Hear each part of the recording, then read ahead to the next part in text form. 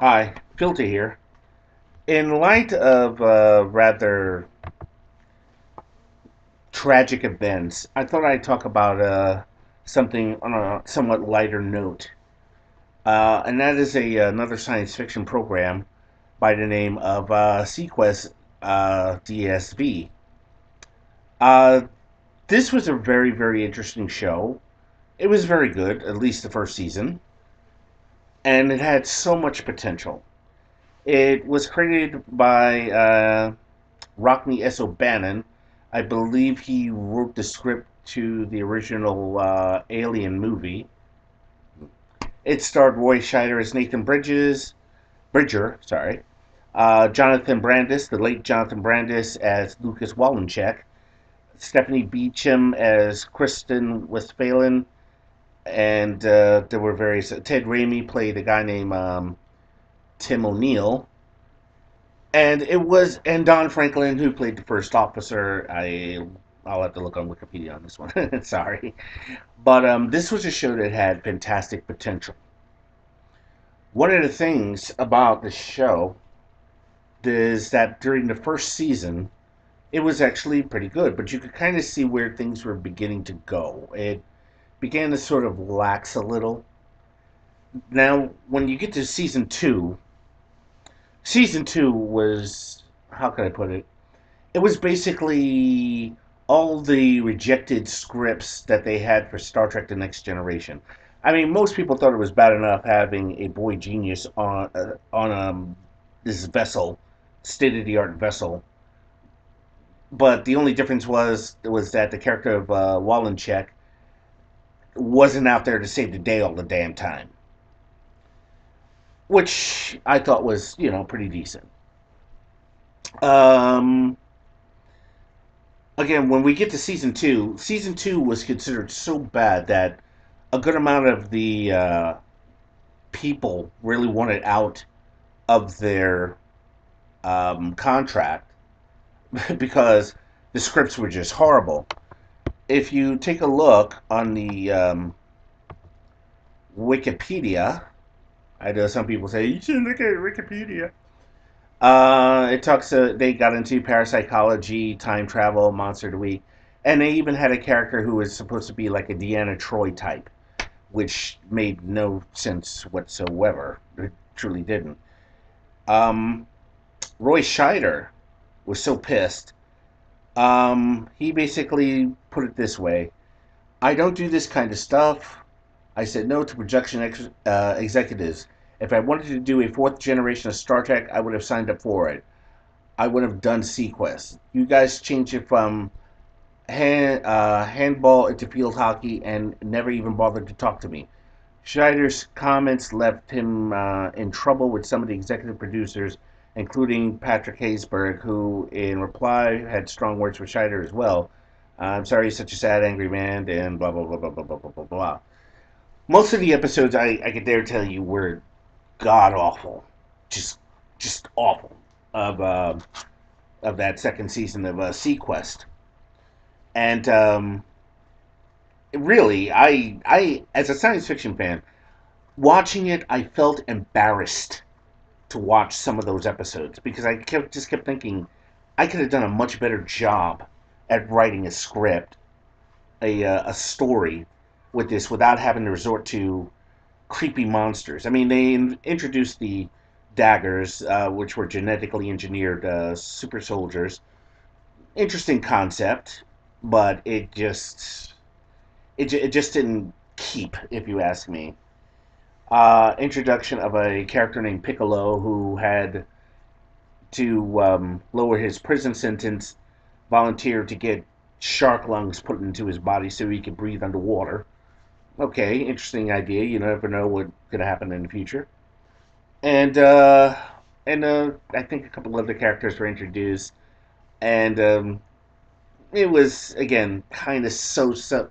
It they kind of almost got away with some stuff with the second season, which kind of kept it afloat.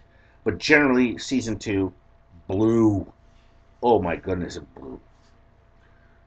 Now you get to season three of Sequest, and season three, I have to say, it's sort of like this. Season 3 of Seaquest is kind of like how they did the last season of Star Trek Enterprise. They finally put more shit in there, which ties everything together. Like, if you've ever watched season 5 of Star Trek Enterprise, they introduced augments, mirror universe, that whole thing right there. And I thought, you know what? Now they're getting somewhere, especially with season 3 of Seaquest. Now, one of the changes, if you've noticed, if you've ever watched season 3, was this. It went from goofy, cheap science fiction to actual situation of dealing with a somewhat Cold War situation,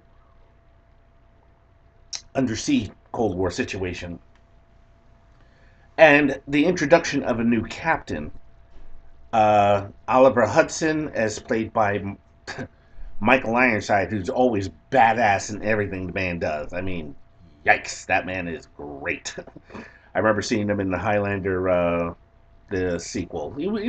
As shitty as that movie was, he still did a good job in that one, in that movie. And Captain Oliver Hudson came about not as the gentle fatherly figure who's, I'm an explorer. This guy is a strict military man, and if anybody's ever been in the military, you would recognize Oliver Hudson in any commanding officer or senior NCO that you've had to deal with. He is that guy. And he brought a fresh perspective to the show, especially by his attitude towards some of the characters. Like, since Wallencheck, he was a civilian on Seaquest, he basically said there's no room for civilians on this ship, which basically kind of forced him, Wallencheck, to join the UEO, even though he thought the UEO was uh, military bad, that kind of thing. Also, he winds up taking Captain Hudson winds up taking a shine um, to Piccolo, crewman Piccolo, and it's discovered that Piccolo was suffering from dyslexia. And that was a very interesting thing that they did. And I thought, wow, they just kind of put that in there. And then he actually teaches him to read, to fight through his dyslexia to read, even to the point where at one point he gives him the red badge of courage to read and tells him, read it. And I remember there was a great scene. He goes off and he says, he goes off, comes back, he says, "Yeah, this book is great. It deals with war and battles and all this stuff." And Hudson looks at him. He says, "No, read it again." Goes back, lawnmowers. Goes back and reads it again, and then he comes back and says, "Oh, I get it now. This isn't about the glory of war. It's about the horrors of war." And I was like, "Wow, somebody got it." And like I said, it was he also played a somewhat father figure to a character played by Elise Neal, but unfortunately her character got killed off. Spoiler, sorry.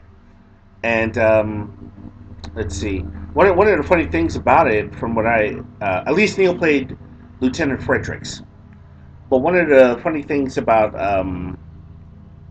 the character of Michael Ironside in this show was that according to the way he acts, he is actually what Nathan Bridger was supposed to be, and it actually is because of Michael Ironside that the show took a much more decent and much more focused sort of point where it wasn't the monster of the week kind of bullshit.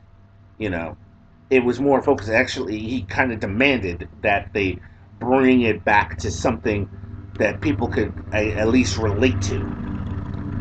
Also, in one scene in the show, I don't know whether it's the first episode of the third season or the second episode of the third season, Hudson gives an order to O'Neill. O'Neill is kind of slow at the response, and he just runs over, grabs him out of his seat, throws him out of there, sits in a chair, and hits the buttons himself. And like I said, if anybody's ever been in the military, yeah, that's you've probably seen that happen. If it hasn't happened to you, but like I said, this is a show. If you ever have it, your best bet: watch season one, skip season two, and just go straight to season three. Um, okay, let's see. Well, I just thought I'd share my memories of this old TV show. And if you have any comments,